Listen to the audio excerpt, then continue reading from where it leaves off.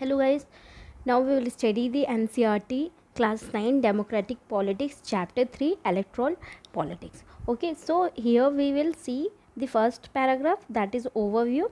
In chapter first we have seen that in a democracy it is neither possible nor necessary for people to govern directly. Okay, जब हमने chapter first पढ़ा था तो वहाँ पे हमने देखा था कि ये पॉसिबल नहीं है कि कोई पीपल ना तो डायरेक्टली गवर्न कर सकता है और ना ही ये ज़रूरी है. The most common form of democracy in our times is for the people to govern through their representatives. Okay, मतलब ये है कि अगर कोई पीपल है वो किसी को गवर्न कर सकता है तो वो सिर्फ रिप्रेजेंटेटिव्स के फॉर्म में और डायरेक्टली नहीं कर सकता. In this chapter we will look at how this representatives are elected.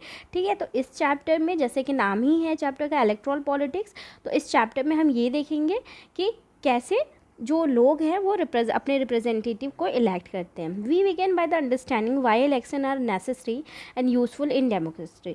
ठीक है, सबसे पहले हम ये पढ़ेंगे कि जो इलेक्शन होते हैं वो क्यों ज़रूरी है और उनका यूज़फुल क्या है डेमोक्रेसी में. We try to understand how electoral competition among parties serves the people. ठीक है, हमने यहाँ पे अंडरस्टैंड करेंगे, हम यहाँ पे इस चैप्टर में अंडरस्टैंड करेंगे, जैसे कि हमारे चैप्टर का नाम ही आप देख सकते हैं, इलेक्टोरल पॉलिटिक्स. ठीक है, तो इस चैप्टर में हम ये समझने की कोशिश करेंगे कि इलेक्टोरल कंपटीशन जो है अमॉन्ग पार्टीज़ में वो क्यों होता है. ठीक है, we then go on to ask what makes an election democratic.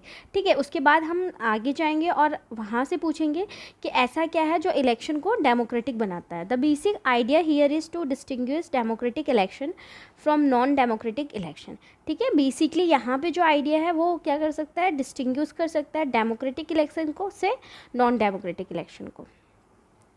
Rest of the chapter tries to assess election in India in the light of this yardstick. Okay, क्या बोल रहा है कि बाकी जो चैप्टर है हमने ऊपर देखा कि हम इस चैप्टर में बेसिकली ये पढ़ेंगे और बाकी चैप्टर की यहाँ पे बात हो रही है वो क्या है, वो बेसिकली इलेक्शन की एसेसिबिलिटी को बताता है और कैसे क्या हो सकता है. We take a look at each stage of election from the drawing of boundaries of different constituencies to the declaration of result. ठीक है, हम यहाँ पे क्या पढ़ेंगे, हम स्टेप बाय स्टेप स्टडी करेंगे, हम हर एक चीज़ पढ़ेंगे कि कैसे जो बाउंड्री अलग अलग कॉन्स्टिट्यूएंसीज़ की बाउंड्रीज़ बनाई गई है.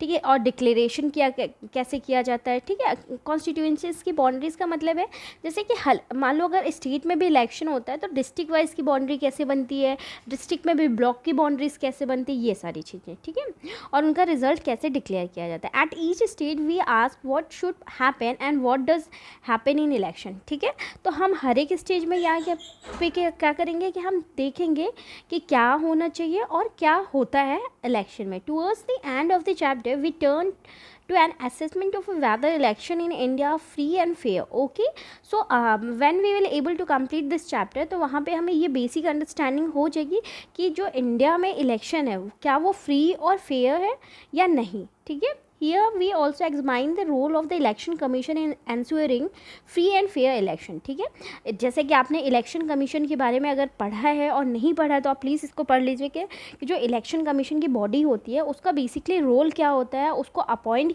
कौन करता है.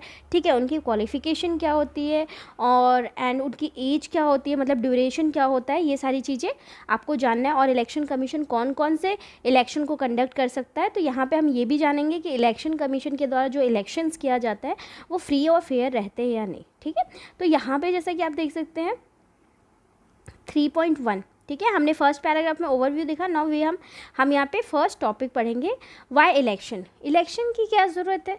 ठीक है, तो देखिए जैसा कि हमने ऑलरेडी पढ़ा था कि India is a democratic country. ठीक है, और इस डेमोक्रेटिक वर्ड में बहुत सारी चीज़ छुपी हुई हैं. जैसे कि डेमोक्रेटिक का मतलब ये होता है कि जो हेड ऑफ़ द गवर्नमेंट होंगे और the government who are running this country, ठीक है, उनको एक नॉर्मल पीपल को भी उनको चूज़ करने का अधिकार होगा थ्रू देयर इलेक्शन. ठीक है। अगर ये अधिकार नहीं दिया जाता तो क्या होता, जनरली जो जैसे कि हम दूसरी कंट्रीज़ में बात करते हैं जो नॉन डेमोक्रेटिक कंट्री, जनरली वहाँ पे क्या होता है कि कोई पर्टिकुलर ग्रुप ऑफ कम्युनिटी उनको ही इलेक्ट करती है, ठीक है, सारे लोगों को इलेक्ट करने का अधिकार नहीं होता। तो यहाँ पे लोग क्या होते हैं, बहुत ज़्यादा बायस्ड होते हैं एक दूसरे के लिए। सेकेंड, अनइक्वालिटी आती है। और दूसरी चीज़, यहाँ पे कई बार गलत चीज़ें भी हो सकती है। सपोज़ आपका जो हेड ऑफ गवर्नमेंट है, that person is not doing good job, तो कई बार आप डेमोक्रेटिक ये भी कहती है कि हम उसको हटा भी सकते हैं। तो अगर डेमोक्रेटिक नहीं होता तो ये चीज़ें नहीं होती। इसलिए इलेक्शन के थ्रू ये एक डेमोक्रेटिक गवर्नमेंट को फॉलो करना एक बेस्ट तरीका है, ठीक है। हम यहाँ पे पढ़ेंगे असेंबली इलेक्शन इन हरियाणा, ठीक है। हम असेंबली इलेक्शन हरियाणा के बारे में यहाँ पे स्टडी करेंगे। The time is after midnight and expectant crowd sitting for the past 5 hours in chowk of town is waiting for its leader to come, ठीक है।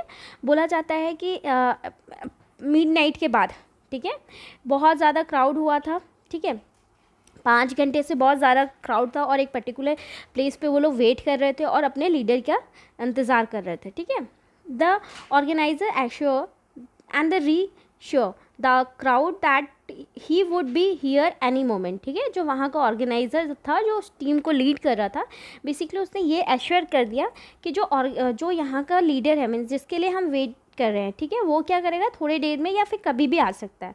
The crowd stands up when ever a passing vehicle comes that way, ठीक है। जब भी वहाँ से कोई भी व्हीकल गुजरती तो वो लोग खड़े हो जाते हैं।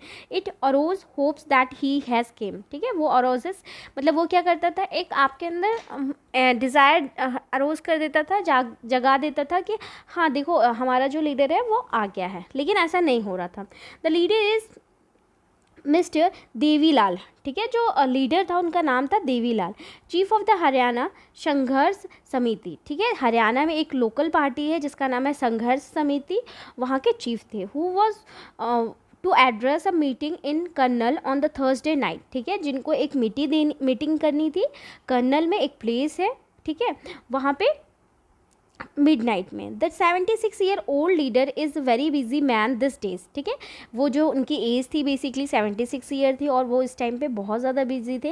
His day start at 8 AM and ends after 11 PM, ठीक है। वो सुबह 8 बजे से उठते थे और 11 बजे तक काम करते थे। He had already address 9 election meeting since morning, ठीक है। उन्होंने ऑलरेडी 9 इलेक्शन मीटिंग्स से मिल लिया था, ठीक है। Been constantly addressing public meetings for past 23 months and preparing for the election, ठीक है। बोल रहा है कि अगर हम 23 मंथ से देखें तो वो जनरली पब्लिक मीटिंग्स कर रहे हैं, लोगों से मिल रहे हैं और इलेक्शन के लिए प्रिपरेशन कर रहे हैं, ठीक है। Now this newspaper report is about the state assembly election in Haryana in 1987, ठीक है। जो हमने ऊपर देखा न्यूज़पेपर का एक पोर्शन था, उसने बताया कि ये तब की कहानी है जब 1987 में हरियाणा में इलेक्शन हो रहा था। The state had been ruled by the Congress party led government since 1982, ठीक है। वहाँ पे जो 1982 तक कौन सी पार्टी थी, कांग्रेस गवर्नमेंट, ठीक है। ये जो कांग्रेस, बीजेपी, आरएसएस और अगर आम आदमी पार्टी, ये सब क्या है, पार्टीज़ है, ठीक है। और ये मतलब एक पर्टिकुलर चीज़ों को फॉलो करके अपने आप को एक ग्रुप में बनाए हैं और उन्होंने एक पार्टीज़ का नाम दिया है, ठीक है। कोई रैशनल है, कोई इरैशनल है, कोई लेफ़्ट साइड से, कोई किस चीज़ को फॉलो करता है, ये सारी चीज़ें। तो आपको बेसिकली यहाँ पे ये चीज़ जानना बहुत ज़रूरी है कि सबसे पहले इंडिया में कौन सी पार्टी बनी थी, ओल्डेस्ट पार्टी, और सबसे पहले इलेक्शन कौन सी पार्टी जीती थी और सबसे पहला इलेक्शन कब हुआ था इंडिया में। ये 3 चीज़ें आपको जाननी है, ठीक है। Now Chaudhary Devi Lal then an opposition leader led an movement called Nyaya Yudh struggle for justice and formed a new party, Lok Dal, ठीक है। देखो 1982 तक तो वहाँ पे क्या थी, कांग्रेस की पार्टी थी। तो ये जो एक लीडर का नाम जिसको हमने प्रीवियस भी देखा, चौधरी देवीलाल, ये क्या कर रहे थे कि इन्होंने एक नया पार्टी का फॉर्मेशन किया था जिसका नाम इन्होंने न्याय युद्ध दिया था, ठीक है। न्याय युद्ध का मतलब स्ट्रगल फॉर जस्टिस। तो उन्होंने एक नई पार्टी का नाम बनाया था जिस पार्टी का नाम क्या था, Lok Dal. His party join other opposition parties to form a front against the Congress in the election, ठीक है। जनरली लोकदल ने क्या किया, दूसरी जो अपोजिशन पार्टी थी जो कांग्रेस के अगेंस्ट में थी उसको ज्वाइन कर लिया और ताकि वो उनके सामने खड़े रह सकें। In election campaign Devilal said that if his party won the election, ठीक है, his government would waive the loans of farmers small businessman, ठीक है। जो जो आपने जनरली देखा होगा कि जब भी इलेक्शन होता है तो जो इलेक्शन लड़ता है, ठीक है, और या उसके साइड के जो भी लोग रहते हैं तो वो क्या बोलते हैं, हम आपको ये देंगे, हम आपके लिए ये कर देंगे, हम वो कर देंगे, ये कर देंगे, ऐसी चीज़ें, ऐसी प्रोमिस की जाती है। जैसे कि जब इंदिरा गांधी ने अपना इलेक्शन लड़ा था तो उस टाइम में उन्होंने क्या बोला था कि गरीबी हटाओ और इंदिरा को बुलाओ, ठीक है। ये this was the slogan given by the Indira Gandhi, ठीक है।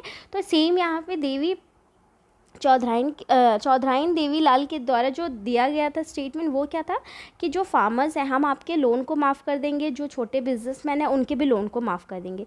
ही promise that this would be the first action of his government, okay. तो उन्होंने बोला था कि अगर हमारी पार्टी जीतती है तो हमारे गवर्नमेंट का ये सबसे पहला काम रहेगा। So I hope you have enjoyed this class. We will continue this class in next upcoming classes, okay.